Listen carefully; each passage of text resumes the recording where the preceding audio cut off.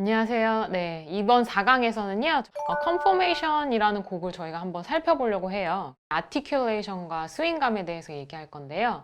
Articulation이라는 뜻이 여러분 뭔지, 네, 사전적인 의미를 찾아보면 표현이라는 뜻이에요. 그래서 이제 색소폰을 두 가지로 이제 저희가 만약에 공부할 거리를 나누자 하면 테크닉이랑 화성적인 부분.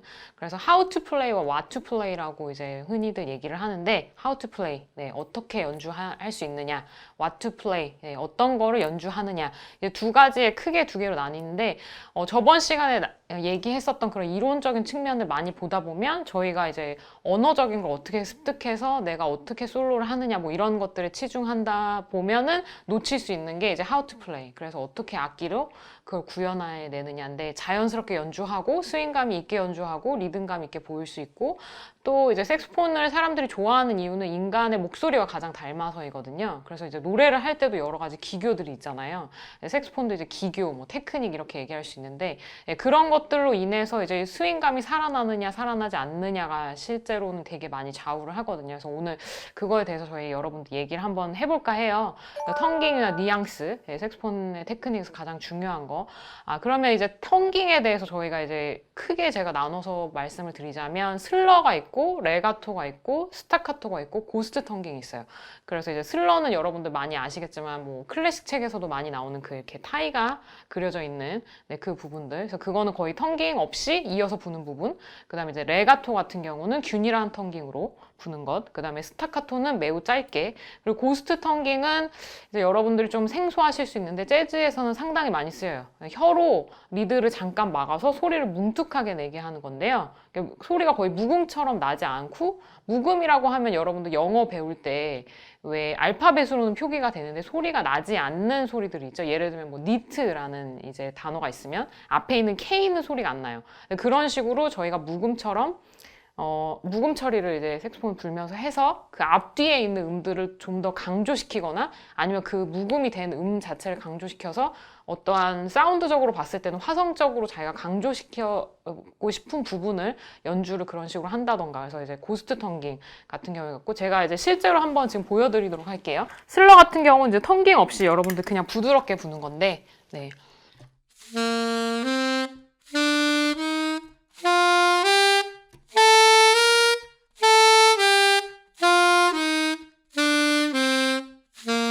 그래서 지금 제가 두 음씩 이렇게 슬러로 한 거 보여드렸고요.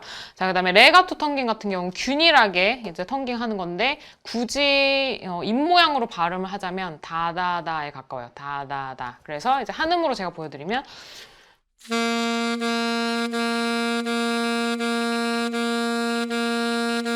부드럽게 그냥 약간씩 끊는 정도. 그렇지만 균일한 속도로 텅깅을 해주셔야 되고 스타카토 같은 경우는 상당히 짧아요. 그래서 이제 발음으로 규현하자면 타타타타 이렇게 되거든요. 더 세고 빠르게 짧게 끊는 거. 자, 이 정도로 되겠죠. 고스트 텅깅은 느리게 보여드리는 거 조금 어려운데 제가 지금 중간에 있는 음을 묵음을 한번 처리해서 연주해 볼게요.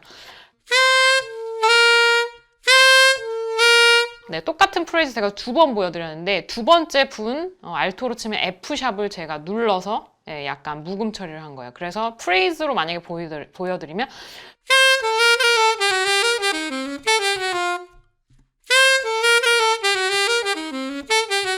그래서 이런 부분들을 여러분들이 찰리 파커 옴니북 하실 때 저 같은 경우는 이렇게 종이에다가 표기를 해요. 지금 너무 막 빽빽하게 적혀 있어서 잘 보이시진 않을 텐데 문단별로 여러분들이 하셔서 이거는 고스트 텅깅이고 이거는 스타카토 텅깅이고 이거는 슬러고 이런 것들을 메모를 하셔서 연습하실 때 해놓으시면 되게 좋아요. 그래서 아티큘레이션 연습은 그러면은 어떻게 하면 좋은가요? 라고 이제 물어보시면 카피가 제일 중요하죠, 실은. 그러니까 그거를 느리게 연습하고 그 다음에 프레이즈별로 끊어서 그 부분만 반복적으로 들으시면서 이 부분에서 찰리 파커가 텅깅을 했는지 안 했는지 혹은 이 부분을 전체적으로 어떤 뉘앙스로 불었는지, 이게 레이백인지, 그러니까 뒤로 약간 밀리는 리듬으로 불었는지 등등등 여러 가지를 캐치하셔야 되는데, 카피하는 거 말고 이런 뉘앙스나 텅깅을 카피하는 게 실은 굉장히 프로와 아마추어를 구분짓는 되게 중요한 그 포인트거든요. 그래서 그 연주자가 어떻게 텅깅을 했는지 파악하고 그대로 연습하셔야 되는데, 특히나 스윙에서는 제가 말씀드린 대로 텅깅이 매우 중요해요. 그래서 스윙이 어떻게 되느냐가 텅깅을 어떻게 하느냐에 따라서 결정되기 때문에. 그리고 또 한 가지는 너무 빠른 곡들은 여러분들 느리게 들으셔도 대가들은 거의 텅깅을 하지 않아요. 그래서 이제 호흡으로 거의 길게 가는 부분들이 많고요. 그리고 이제 저희가 그러면 한번 컨포메이션을 보면서 한번 제가 볼게요. 제가 텅깅을 어떻게 하느냐에 따라서 이게 포인트가 어떻게 달라지는지 한번 보여드리도록 하겠습니다. 그래서 만약에 텅깅을 거의 안 하면 볼게요. 앞에 프레이즈 같은 경우 텅깅을 만약에 안 한다 치면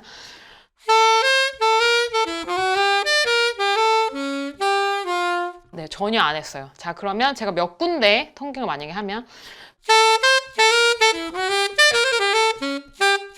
네, 완전하게 되게 탄력이 붙게 들리죠. 자, 이런 식으로 이런 거죠. 그러니까 어린애가 말을 할 때 옹알이를 하느냐, 아니면 완벽한 문장을 완벽하게 구사하느냐. 예, 두 개의 차이인데요. 이 표현에 따라서 어떻게 달라지는지 여러분들 아시겠죠? 그래서 되도록 제가 저번 강의에서도 말씀드렸듯이 이제 스윙을 그러면 어떻게 저희가 구현을 해야지 스윙감 있게 나올까요? 라는 얘기를 하면, 이론적으로 얘기하면 그거예요. 8분음표를 두 개를 쪼갰을 때 8분음표 하나가 있다고 치면 그거를 세뒷단음표로 보고, 그 앞 세뒷단음표에서 앞에 두 세뒷단음표를 묶었을 때, 그래서 좀 약간 앞에가 더 길게 들리게 연주를 하면 8분음표를, 그렇게 되면 이게 좀 스윙처럼 들린다. 근데 여기서 포인트는 잘못된 연습 방법이 있어요. 그게 이제 한국에서 이제 제가 공부할 때만 해도 많은 분들이 이제 실수를 저질렀던 부분인데, 스케일 같은 거 연습하실 때 으따 이런 식으로 앞에를 너무 강조하다 보니까 약간 이게 되게 부자연스럽게 들리게끔 연습을 시키거든요. 예를 들면 이런 식으로 이제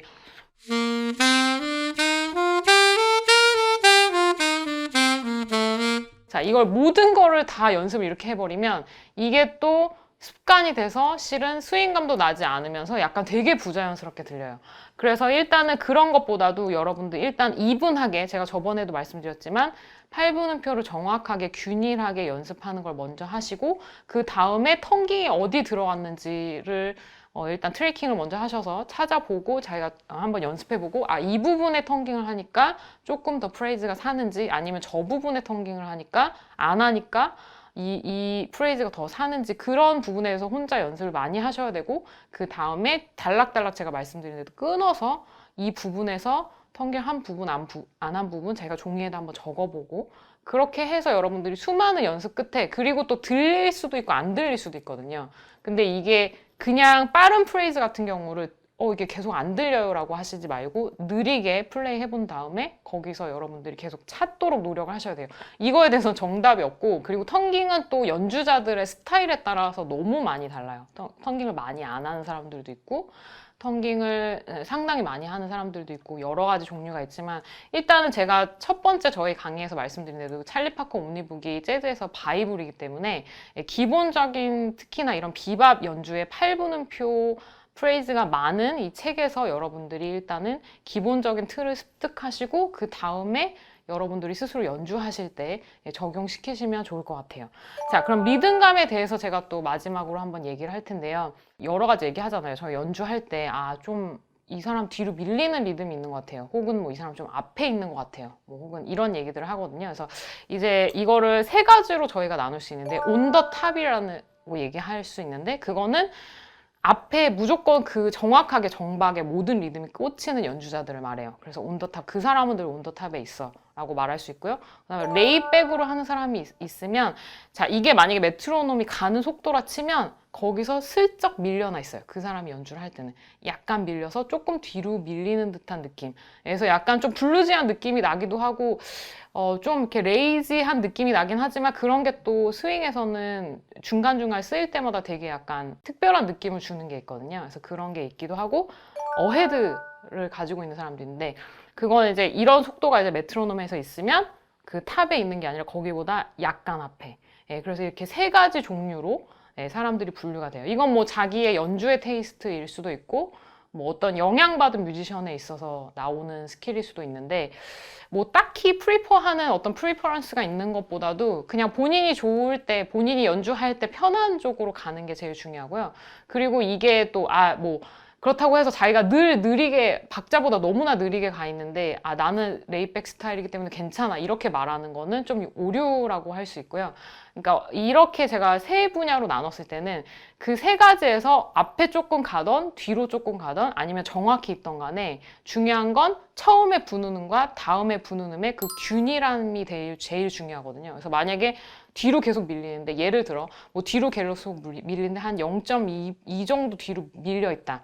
근데 이제 0.2로 모든 게 다 같이 밀려 있으면 컨시스턴트하게 리듬이 가기 때문에 이게 리듬을 탈 수 있지만 그게 아니라 어쩔 때는 0.2로 밀려 있다가 어쩔 때는 0.5로 밀려 있다가 뭐 그건 밀리밀리로 저희가 이제 계산해서 뭐 들을 순 없지만 그러니까 예를 들면 그런 거예요. 그러니까 정규적으로 이렇게 컨시스턴트하게 가지 않는다 하면 그거는 좀 말을 하는 데는 이거는 레이백이다라고 말을 할 수는 없는 거고요. 어떤 게 됐던 뭐 온더탑이 됐건 레이백이 됐던 어헤드가 됐건 균일하게만 존재하면 그걸 이제 이너 펄스라고 해요. 자기가 갖고 있는 어떤 리듬감에 대한 이너 펄스가 균일하게 가면 괜찮아요. 근데 그게 아니고 뒤죽박죽이 되면 그게 바로 이제 프로와 아마추어를 구분하는 가장 중요한 포인트라고 할 수 있겠습니다. 그래서 여기까지 강의는 일단 들려드리고요. 패키지에서 더 자세하게 컨퍼메이션 턴깅을 어떻게 해야 되는지 교재 교환이랑 같이 나갈 테니까요. 네, 여러분들 구입해서 같이 보시면 좋을 것 같습니다. 네, 감사합니다.